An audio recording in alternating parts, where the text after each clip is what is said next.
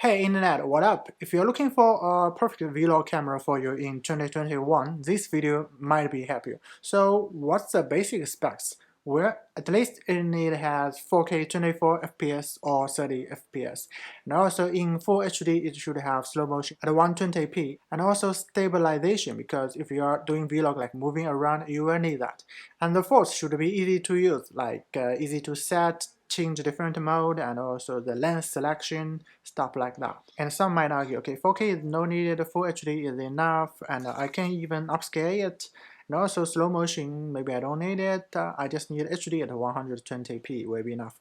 Yeah, I agree, but it's just, okay, for cameras and cell phone, which from 4 or 5 years ago, they can already do 4K. So I think if you are thinking about buying a vlog camera, it should have. And also shooting at 4K gives you the ability to, after you zoom in like one time, two time, you can still have clear video.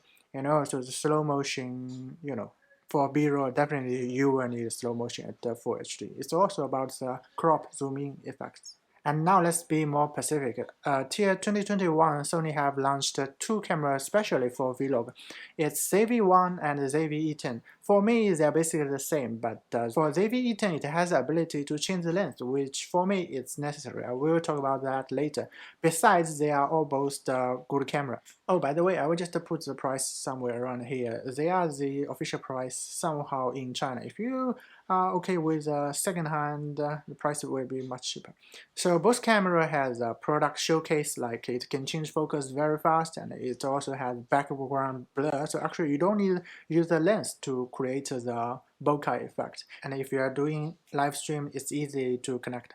And just to put it simple, the ZV-E10 has the ability to change the lens, but the price will also be a little bit higher. And to be honest, if you are serious about vlog, you will need at least two different lenses. The first one is, for example, if you are a traveler, you will need a wider angle so you can let the audience see the background, see the view.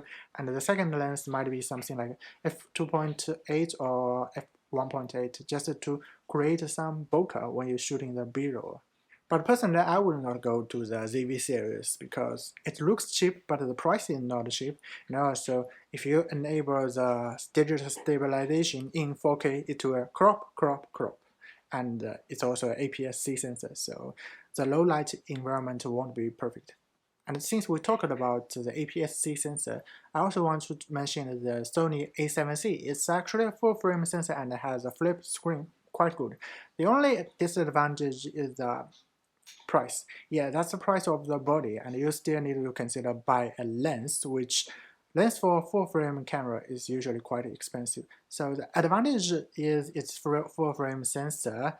The disadvantage for me is, Sony doesn't have the good stabilization. Yeah, you can argue, okay, you can shoot a video and then bring it to the, wait, what's his name? Oh, Catalyst browser. But for me, if you're using the actual browser just to import, export, and it also has limitation of how you shoot the footage, you also need to increase the shutter speed, which for me, I don't want the complexity, especially the price is like that high. And since we have talked about Sony, definitely don't miss the Canon. Both of them have the best autofocus in the industry. And if you search Canon vlog camera on internet, you will find the Canon M50 Mark II. But personally, I wouldn't buy that because it has cropped 4K, it only has 120p at HD mode. I can just buy a GoPro and surpass it. I don't even need to buy a lens. But actually, I do have a camera to recommend, which is M6 Mark II. It basically has everything you need. And for us like vlogger, I don't see the necessity of the huge EVF here. So actually for M6, it doesn't have the EVF. You can buy an extra digital one if you want. But the only thing I don't like is its screen. Actually, you can only flip it up. You cannot flip it aside. If it does has a flip out screen, I would definitely buy that. But wait, actually Canon does has a camera which is similar to M6 and has a flip out screen, which is 90D. The only disadvantage of 90D is the price is a little bit higher, and it's also a DSLR camera. I mean, DSLR is a good camera, but it's just kind of outdated because definitely nowadays mirrorless camera is the future. I mean, just check the new products. I mean, at least for me, mirrorless camera is much smaller and compact, it's better to use a smaller camera for vlog compared to DSLR. But who knows? Let's see. Oh, and I forgot to mention, if you consider about M6, you will need to buy different like EFM among the lens, which is a little bit less choice, and you need to spend a little bit more money. You can buy a adapter ring, but that is extra cost. For 90D, because it's DSLR, which is fast, so actually those lens is relatively cheaper. And just in case if you are thinking, okay, what about I buy second-hand Canon EOS R or EOS RP, which is quite attractive, and they are full-frame sensor.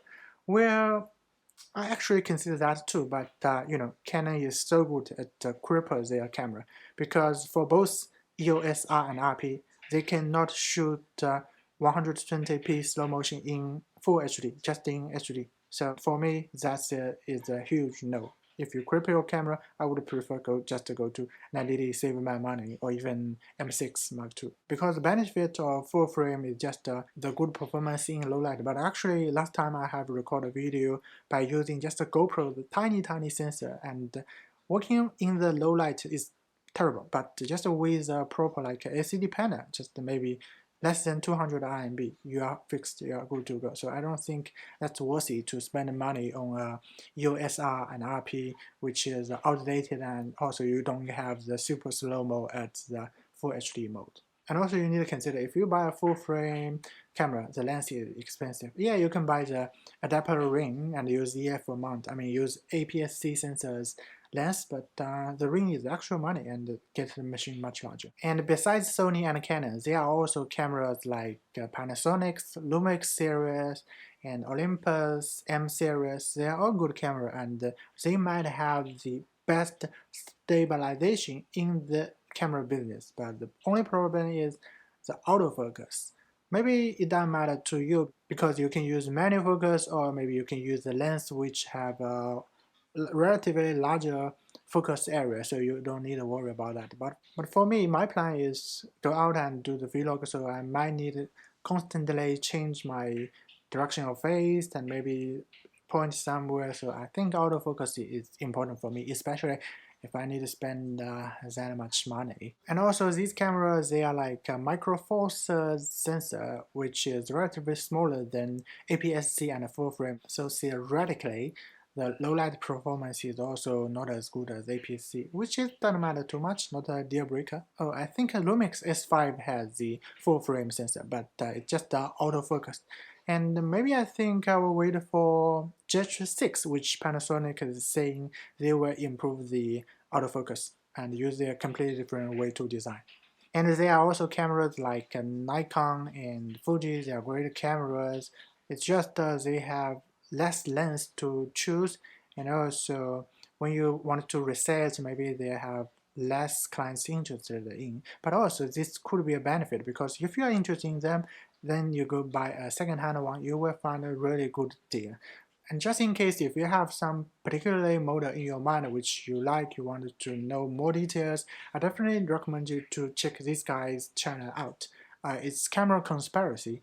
He is not only very humor, but also he actually brings the camera on the street to test it out and do different tests, and also he has his own opinion. It's not like many other YouTubers, they just talk about the specs and take it out, shoot for a while, and say, oh, the camera is great. So just check the channel out if you have some camera want to know the details. Well, so what is my suggestion for you to choose a perfect camera?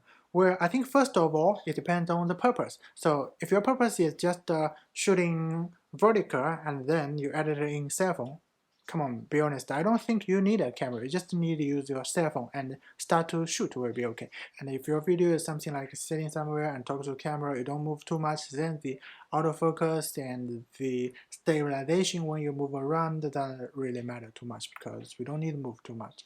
And not to mention, now it's 2021, when we are talking about some of the downside of the camera, that means the camera cannot be used. We can always find ways to use it or make it work for us. And secondly, price matter, because when you buy a camera, it's not just the camera itself. You also need to consider the lens, the tripod, the light, stuff like that. And the more money you spend, the better camera you will get. But as I mentioned before, we don't need the perfect camera to shoot. We can accept some trade-off and use the other way to try to fix it, like use LCD panel, use tripod, and move a little bit, and mix the stationary and walking around content, things like that. And the third thing is the convenience of the camera. It includes the camera body, the lens, the operation, the dial, stuff like that. Because for me, the reason we buy a camera is we want to go out to shoot. I mean, of course, stay at home is okay. We want to shoot the content and then share it to others. So if the device is making you feel difficult to operate, to feel complicated, then it will definitely not encourage you to make more videos. And for me right now, I'm using the GoPro 9. I'm pretty happy with that, and sometimes I use my cell phone because I always carry it with me. I don't always carry the GoPro. And right now I'm thinking about buying the third camera to level up the game because I have some shoot which I think I have to achieve by the heavyweight camera. That's why I spend a lot of time and searching, so I come up with this video. I hope this will be helpful if you are looking for a camera. And for me, if I have to choose now, I will go with the M6 Mark II or 90D. But since I'm not in a hurry, so I can still stick with my GoPro 9 and my cell phone.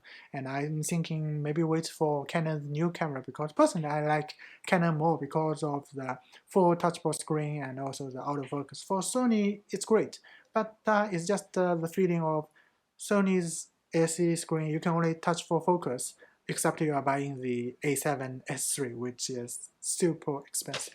Okay, anyway, I think that's it for me today. See you in the next time.